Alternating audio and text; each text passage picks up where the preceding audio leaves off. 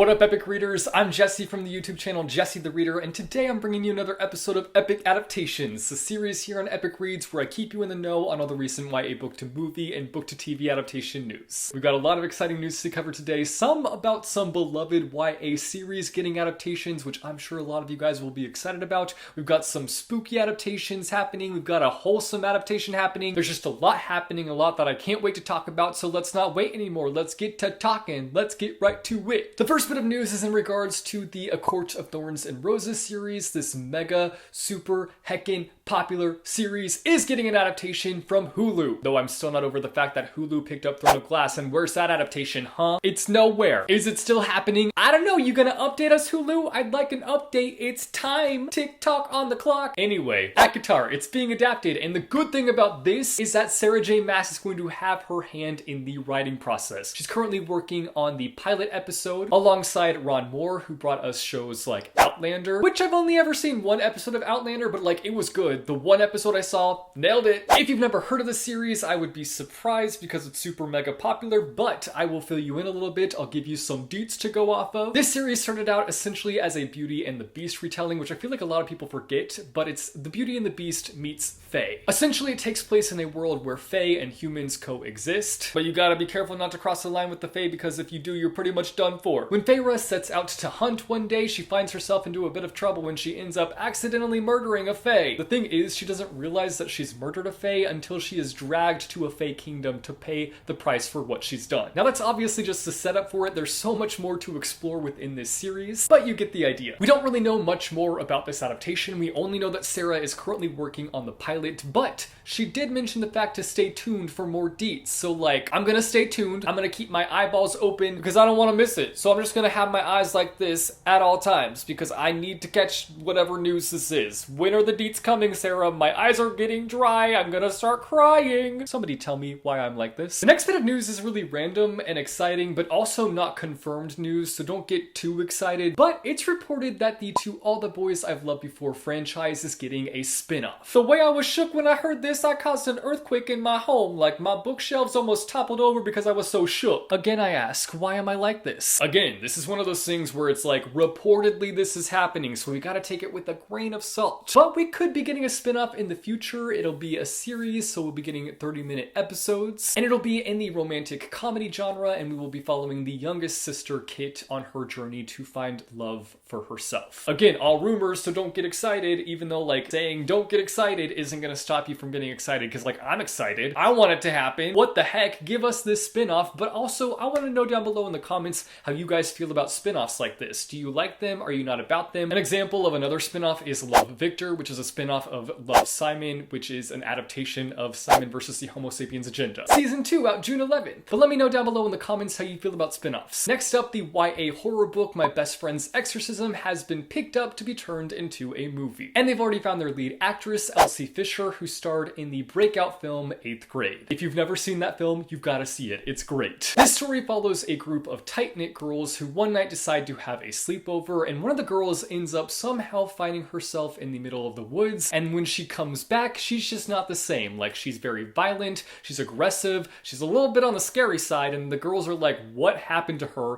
in the woods? And they conclude that their best friend has become possessed. I'm sure you can guess where the story is gonna go by the title alone. I haven't read this book, but I want to now. Like, I am sold on this concept. It sounds spooky, spookier than spooky. It sounds spooky, wooky, pooky. And again, I ask, for the third and final time, why am I like this? We have casting news for the upcoming adaptation of Heartstopper. Author Alice Oseman took to Instagram to introduce us to the two main actors in the upcoming adaptation. She took to Instagram to post this picture, and y'all, they look so similar to the illustrations in Heartstopper.